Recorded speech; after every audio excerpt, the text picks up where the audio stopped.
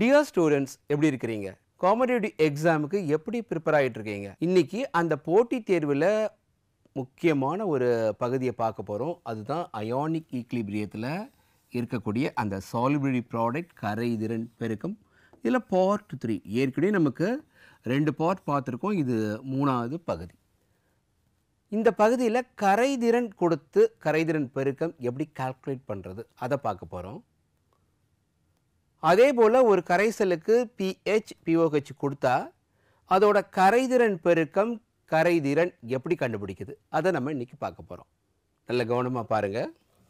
உங்களுக்கு கரைதிறன் பெருக்கம் solubility product நம்ம கொடுத்துருக்கக்கூடிய ஒரு உப்பு நமக்கு XMYN அப்படின்னு சொல்லியாச்சுன்னா உங்களுக்கு சாலிபிலிட்டி ப்ராடக்ட் KSP அதோட வேல்யூ பாருங்கள் XN ப்ளஸோட செறிவு பவர் M.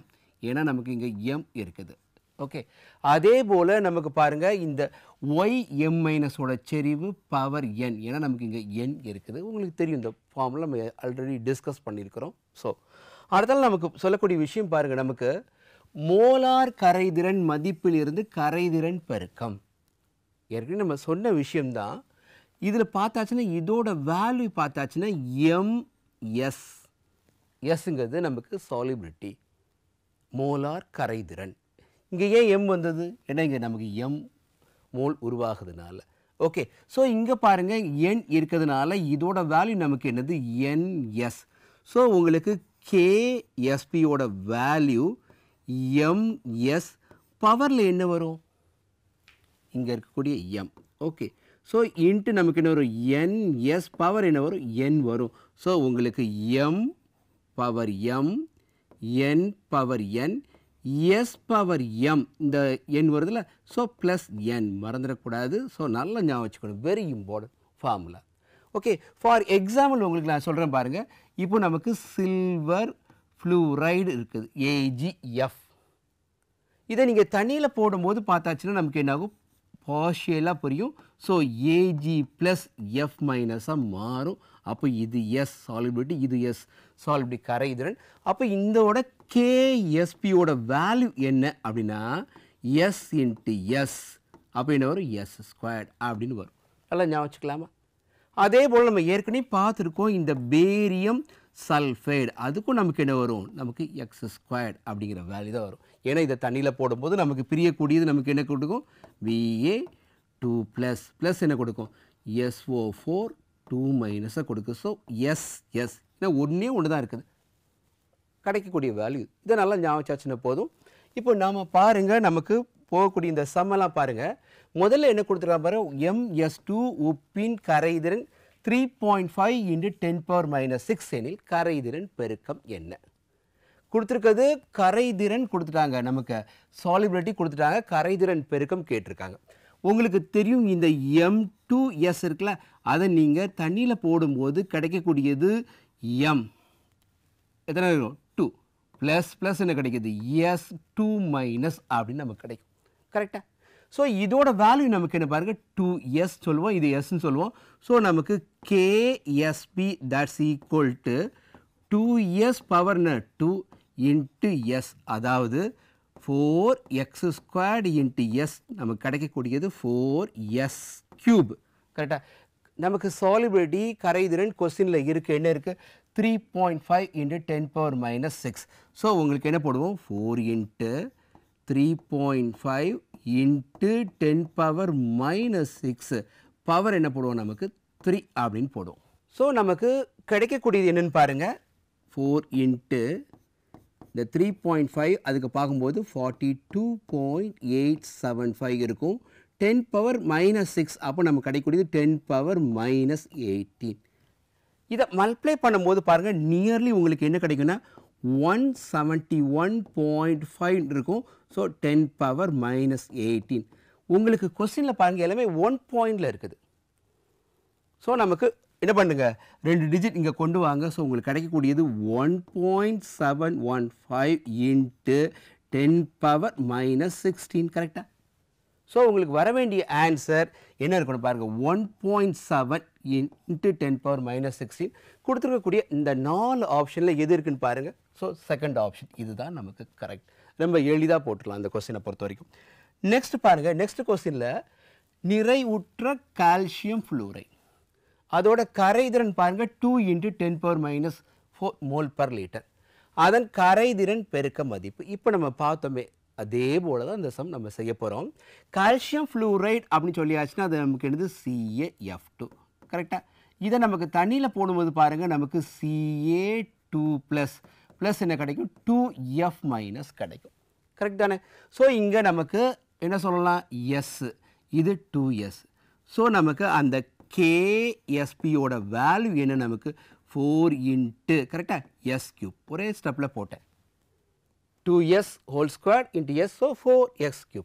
இதான் நமக்கு இந்த கால்சியம் ஃப்ளூரைடோட நமக்கு கரைதிறன் பெருக்கத்துக்கும் கரைதிறனுக்கும் உள்ள தொடர்பு. கொஸ்டினில் நமக்கு கரைதிறனோட வேல்யூ கொடுத்துருக்காங்க பாருங்கள் 2 × 10⁻⁴ கொடுத்துட்டாங்க. ஸோ அதோட வேல்யூவை போடுறேன். ஸோ பாருங்கள் 4 × 2 × 10⁻⁴ ஹோல்³ போட்டாச்சா. ஸோ 4 × இப்போ நமக்கு 2⁻3 உங்களுக்கு தெரியும் 2 × 2 4, 4 × 2 நமக்கு என்னது 8. ஸோ 8 இங்கே என்ன இருக்கும் நமக்கு. ஸோ 10⁻⁴ × 3. ஸோ -4 × 3 -12. ஸோ 10⁻⁻12.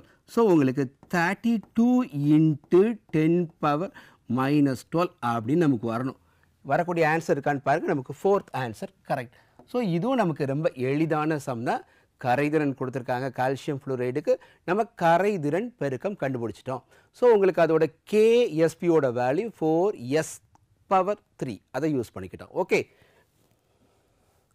நெக்ஸ்ட் பாருங்க, இதுவும் அதே போல தான். இங்கே கொடுத்துருக்கக்கூடிய விஷயம் MX2 வகை மின்பகுளியின் கரைதிறன் கொடுத்துட்டாங்க. ஓகே, கரைதிறன் பெருக்கம் நமக்கு கேட்டிருக்காங்க. ஸோ கேட்டிருக்கிறது அதே மாதிரி தான், சேம் டைப் ஆஃப் சம்ஸை வரிசையாக கொடுத்துட்டு இருக்கிறேன். இப்போ நமக்கு இந்த MX2 நீங்களே சொல்லுங்கள் பார்க்கும், நமக்கு என்ன கிடைக்கும் அது போடும்போது M2 + 2x- கரெக்டாக. அப்போ நமக்கு இது எஸ்னா இது நமக்கு என்னது 2S மோலார் கரைதிறன். இப்போ இந்த MX2க்கு கரைதிறன் பெருக்க மதிப்பு எப்படி இருக்கும். ஸோ S × நமக்கு என்னது 2S⁻2 தெரியும். ஸோ போடும்போது 4x³ அப்படின்னு வரப்போகுது. சரியா, நமக்கு 4 × கரைதிறன் கொடுத்துருக்காங்களா, சால்விட்டி கொஸ்டினில் கொடுத்துருக்காங்களா, என்ன கொடுத்துருக்காங்க 0.5 × 10⁻⁻4 கொடுத்துருக்காங்க. ஸோ உங்களுக்கு 0.5 × 10⁻⁻4 பவர் என்ன 3. ஸோ 4 × உங்களுக்கு தெரியும் 0.5 × 0.5 0.25. அந்த 0.25 இன்னொரு 0.5 கொண்டு மல்டிப்ளை பண்ணும்போது நமக்கு கிடைக்கக்கூடியது 0.125. ஓகே, இங்கே பாருங்கள் -4 பவர் 3. அப்போ நமக்கு மல்டிப்ளை பண்ணோம் 10⁻⁻12. ஸோ நமக்கு பாருங்கள் 4 × 0.125 அதை மல்டிப்ளை பண்ணிங்கன்னா உங்களுக்கு கிடைக்கக்கூடியது 5. ஸோ 5 × 10⁻⁻12.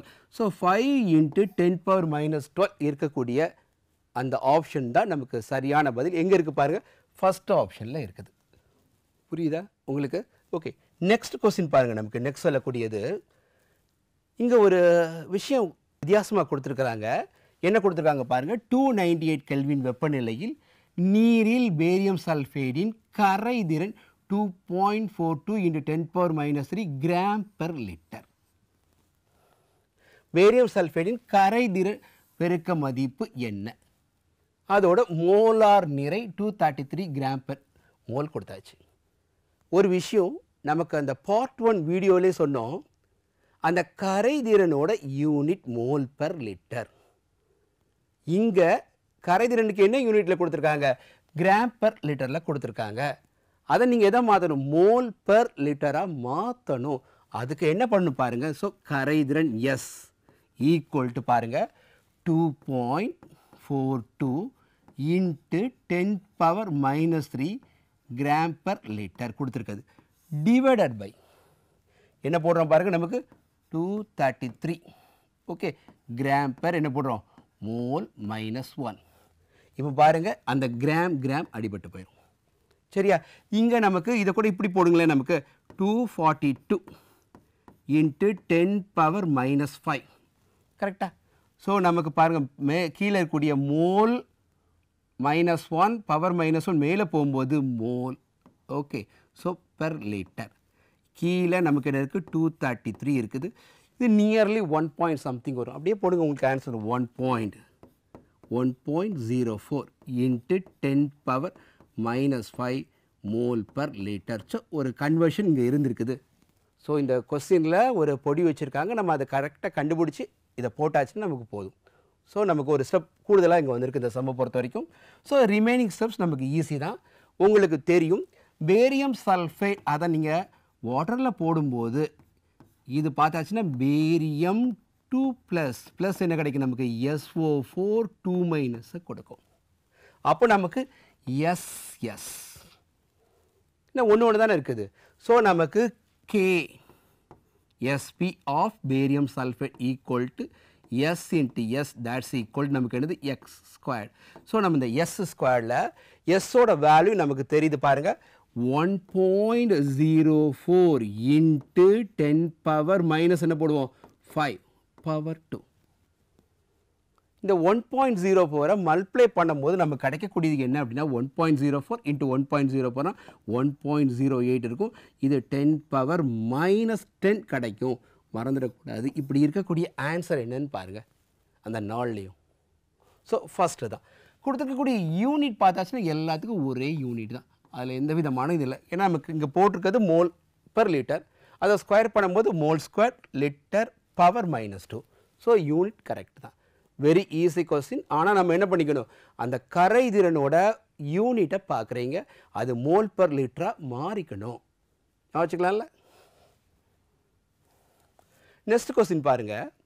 இந்த கொஸ்டினில் தெவிட்டிய Ag2C2O4, அதில் Ag ப்ளஸ் கரைசலில் உள்ள Ag ப்ளஸின் செறிவு, Ag ப்ளஸுக்கு செறிவு கொடுத்துட்டாங்க.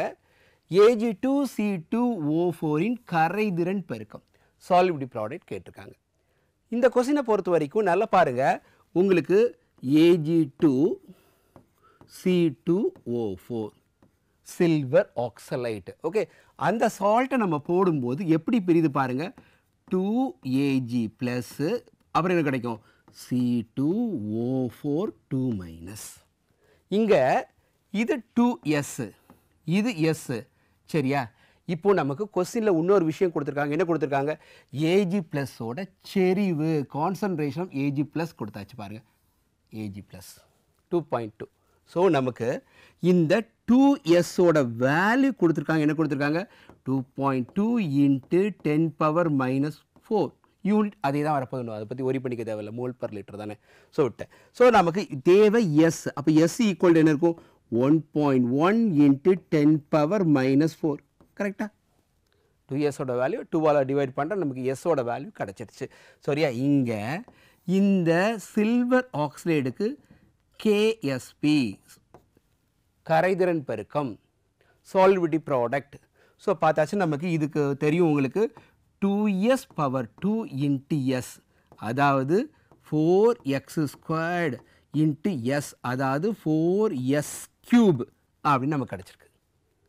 இப்போ நமக்கு அந்த சாலிபிலிட்டியோட வேல்யூ தெரியுது. ஸோ 4 இன்ட்டு பாருங்கள் 1.1, ஓகே, இன்ட்டு என்ன போடுறோம், 10⁻⁻4 பவர் 3, 1.1. இந்த வேல்யூ அப்படியே பவர் போடுறேன். இப்போ 1.1னா உங்களுக்கு தெரியும், 1.1னா 11 11 121 121 கொண்டு 11 பெருக்கும்போது 1331 வரும். உங்களுக்கு தெரிஞ்ச விஷயந்தான். ஸோ 4 இன்ட்டு பாருங்கள் 1.331 இன்ட்டு 10⁻⁻12. கரெக்ட் தானே. -4 இன்ட்டு 3 பவரில் இருக்கிறதுனால -12. இதை மல்டிப்ளை பண்ணும்போது உங்களுக்கு பாருங்களேன், உங்களுக்கு வரக்கூடிய வேல்யூ என்னென்னா 5.3 இன்ட்டு 10⁻⁻12 வரும். ஸோ 4 இன்ட்டு 1.3 பெருக்கும்போது 5.2, அதுக்கப்புறம் 5.3. ஸோ இந்த 5.3 இன்ட்டு 10⁻⁻12 அப்படின்னு இருக்கக்கூடிய ஆன்சர் எதுன்னு பாருங்கள், தேர்ட் ஒன். அதுதான் நமக்கு கரெக்ட். நெக்ஸ்ட் பாருங்கள், அடுத்தல இருக்கக்கூடிய நம்ம கொஸ்டின்ஸ்க்கு போகிறதுக்கு 2 விஷயம் நமக்கு தெரிஞ்சால் நல்லாயிருக்கும். உங்களுக்கு தெரியும் pH and pOH. Pure water அதோட pHஓட வேல்யூ 7, அதில் ஆசிட் ஆட் பண்ணும்போது pH வேல்யூ 7ஓட குறையும். பேஸ் ஆட் பண்ணால் அதோட பிஹெச் வேல்யூ 7க்கு மேலே போகும். உங்களுக்கு தெரிஞ்சிருக்க வேண்டிய விஷயம், இந்த pH ஈக்குவல் டு நமக்கு என்னது, நெகட்டிவ் லாகிரிதம் ஆஃப் H ப்ளஸோட கான்சன்ட்ரேஷன் டு த பேஸ் 10 தெரிஞ்ச விஷயம் தான். அதே போல் நமக்கு POH அப்படின்னு சொல்லக்கூடியது நெகட்டிவ் லாகிரிதம் ஆஃப் OH மைனஸோட கான்சன்ட்ரேஷன் டு த பேஸ் 10 கரெக்டாக. இந்த pH ப்ளஸ் POH ஆட் பண்ணிங்கன்னா ஒரு சொல்யூஷனுக்கு அதோட வேல்யூ எப்பவுமே எப்படி இருக்கும், 14 இருக்கும். ஒரு கொஸ்டினில் pH வேல்யூ கொடுத்துட்டாங்க, H ப்ளஸோட வேல்யூ நமக்கு வேணும், H ப்ளஸோட செறிவு வேணும், கான்சன்ட்ரேஷன் வேணும் அப்படின்னா உங்களுக்கு தெரியும் H ப்ளஸோட concentration that's equal to 10⁻⁻⁻ pH கரெக்டா. அதே போல் OH மைனஸோட கான்சன்ட்ரேஷன் வேணும்னா POH கொடுத்தாங்கன்னா உங்களுக்கு 10⁻⁻ POH. மறந்துடாதீங்க, இந்த ஈக்குவேஷன்ஸ் இதெல்லாம் நமக்கு அடுத்த நம்ம செய்யக்கூடிய இந்த 2 சம்முக்கு தேவை. நல்லா ஞாபகம் வச்சுக்கணும். ஓகே, சம்முக்கு போகலாமா? இங்கே பாருங்கள், இந்த கொஸ்டினை பொறுத்த வரைக்கும் நமக்கு என்ன கொடுத்துருக்காங்க, தெவிட்டிய பேரியம் ஹைட்ராக்சைடு கரைசலில் pH மதிப்பு 12 ஆக இருந்தால் அந்த பேரியம் ஹைட்ராக்சைடின் KSP கரைதிறன் பெருக்க மதிப்பு யாது? இதான் கொஸ்டினில் கொடுத்துருக்காங்க. கொஸ்டினில் எடுத்த கரைசல் என்ன அப்படின்னா நமக்கு அது பேரியம் ஹைட்ராக்சைடு. ஓகே, இந்த பேரியம் ஹைட்ராக்சைடு கொடுத்துருக்கிறது என்ன கொடுத்துருக்காங்க பாருங்கள், pH கொடுத்துருக்காங்க, pH ஈக்குவல் டு 12 கொடுத்துருக்காங்க. ஆனால் பேரியம் ஹைட்ராக்சைடு அப்படின்னு சொல்லக்கூடியது ஒரு காரம், ஒரு பேஸ், அதுக்கு நம்ம POH தான் தேவை. ஏன்னா OH மைனஸ் கான்சன்ட்ரேஷன் அங்கே இருக்குது. ஸோ நம்ம எதை பண்ணோம், POH கால்குலேட் பண்ணோம். So POH equal to 14 minus pH கரெக்டாக. ஸோ நமக்கு 14 மைனஸ் 12 தட்ஸ் ஈக்குவல் டு 2. இது POHோட இது. இப்போ நமக்கு POH ஈக்குவல் டு 2னா OH மைனஸோட செறிவு நம்ம ஏற்கனவே சொல்லியிருக்கிறோம். என்ன சொல்லியிருக்கிறோம், OH மைனஸோட செறிவு என்ன சொன்னோம், 10⁻⁻ POH அப்படின்னு சொல்லியிருக்கிறோம். ஸோ நமக்கு என்ன இருக்கும், 10⁻⁻2. ஸோ உங்களுக்கு ஒரு எளிதான ஒரு வேலையை நம்ம கண்டுபிடிச்சிட்டோமா. இப்போ அந்த பேரியம் ஹைட்ராக்சைடு எடுத்து நம்ம தண்ணியில் போடுறோம். என்ன நடக்குன்னு பாருங்கள், பேரியம் ஹைட்ராக்சைடு BaOH ட்வைஸ் அதை போட்டிங்கன்னா உங்களுக்கு கிடைக்கக்கூடியது Ba2 ப்ளஸ் என்ன கிடைக்கும், 2OH மைனஸ் கிடைக்கும் கரெக்டாக. அதாவது நமக்கு பேரியம் ஹைட்ராக்சைடை போடும்போது இங்கே கிடைக்கக்கூடியது S, இது 2S. கொஸ்டினில் பார்த்தாச்சுன்னா உங்களுக்கு OH மைனஸோட செறிவு 2Sோட வேல்யூ கொடுத்துட்டாங்க. என்ன கொடுத்துருக்காங்க 10⁻⁻2 கரெக்ட் தானே, 10⁻⁻2 OHோட தெரிவு. ஸோ 10⁻⁻2ன்னு கொடுத்தாச்சு. அப்படி கொடுத்தா நமக்கு அந்த கரைதிறன் சால்பிட்டி ஈக்குவல் என்ன வரும், 10⁻⁻2 டிவைட் பை என்ன வரும், 2ன்னு வரும் கரெக்டாக. இப்போ நமக்கு இந்த பேரியம் ஹைட்ராக்சைடோட கரைதிறன் பெருக்கம் சால்பிட்டி ப்ராடக்ட் கண்டுபிடிக்கிறதுக்குரிய ஃபார்முலா என்ன, KSP தட்ஸ் ஈக்குவல் டு பாருங்கள் S இன்ட்டு 2S பவர் 2 அல்லது 4S பவர் கியூப். வேல்யூ நமக்கு தெரியுது பாருங்கள். ஸோ 4 இன்ட்டு 10⁻⁻2 பை 2 என்ன வரணும், பவர் 3. 4 இன்ட்டு 10⁻⁻6 இந்த 2 பவர் கியூப்னா நமக்கு என்ன 8. So that's equal to 0.5 into 10⁻⁻6 அப்படின்னு வரும். நமக்கு கொஸ்டினில் பார்த்தாச்சுன்னா நமக்கு 5ல் தான் ஆன்சர் இருக்குது. அப்போ ஒரு டிஜிட்டை மாற்றுங்க. ஓகே, அப்போ நமக்கு என்ன வரும் பாருங்கள், 5 இன்ட்டு 10⁻⁻7. ஸோ இந்த 5 இன்ட்டு 10⁻⁻7 வரக்கூடியதான் நமக்கு சரியான பதில். எங்கே இருக்குதுன்னு பாருங்கள், நமக்கு செகண்ட் ஆப்ஷனில் இருக்குது. ஓகே, எளிதாக புரிஞ்சுக்கிட்டீங்களா? வெரி இம்பார்ட்டன்ட் கொஸ்டின் இது. நெக்ஸ்ட் கொஸ்டின் பாருங்கள். இந்த கொஸ்டின் நீங்கள் என்னோட சேர்ந்து நீங்களே செய்யணும். ஏன்னா இதுக்கு முன்னாடி நம்ம செஞ்சோமே அதே டிட்டோ கொஸ்டின் தான் இது. இங்கே பாருங்கள், கால்சியம் ஹைட்ராக்சைடோட தெவிட்டிய கரைசலின் pH வேல்யூ என்ன கொடுத்துட்டாங்க, 9 கொடுத்துட்டாங்க. கால்சியம் ஹைட்ராக்சைடோட என்ன கேட்டிருக்காங்க பாருங்கள், கரைதிறன் பெருக்கம் KSP கேட்டிருக்காங்க. நான் ஏற்கனவே சொன்ன மாதிரி இந்த கால்சியம் ஹைட்ராக்சைடு அப்படின்னு சொல்லக்கூடியது நமக்கு என்னது அது வந்து OH மைனஸ் செறிவு தான் கொடுக்கும். அப்போ நம்ம pH pOH மாற்றி ஆகணும். கொடுத்துருக்கக்கூடிய விஷயம் pH that's equal to என்ன கொடுத்துருக்காங்க 9 கொடுத்துருக்காங்க. அப்போ pOH that's equal to என்ன வரும் 14 minus 9 that's equal to 5. கண்டுபிடிச்சிட்டிங்களா? இப்போ pOH கண்டுபிடிச்சிட்டிங்கன்னா OH மைனஸோட செறிவு எப்படி கண்டுபிடிப்போம் 10 power minus pOH அப்படின்னு போடுவோம். So 10 power minus 5. ஸோ நம்ம கண்டுபிடிச்சிட்டோம்.